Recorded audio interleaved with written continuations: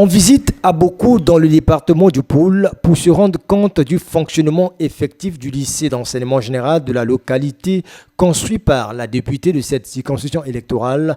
Le ministre de l'enseignement préscolaire, primaire, secondaire et de l'alphabétisation a invité à l'espoir l'ensemble du personnel enseignant devant les difficultés qu'il rencontre. Nous avons été compris par cette communauté éducative qui a bien perçu le message et qui a bien compris que ces arrêtés, ces décrets arrivaient progressivement sur notre table et que le bonheur est plutôt de leur côté parce que les attentes sont devenues plutôt courtes et le rythme auquel nous travaillons à l'heure actuelle devrait amener une grande partie de ce personnel à pouvoir bénéficier d'ici quelque temps de leur décret d'intégration à la fonction publique.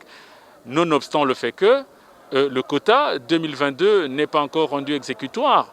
D'ici quelques semaines, nous allons ouvrir ce dossier et nous allons là aussi procéder à la réception des dossiers et rappeler finalement donc à tout ce personnel qu'en réalité, il y a de l'espoir. La députée de la circonscription électorale unique de Boko, qui a construit le lycée d'enseignement général, a donné le sens de son geste. C'est l'amour des autres et la volonté de voir qu'il y ait demain un avenir pour tout le monde.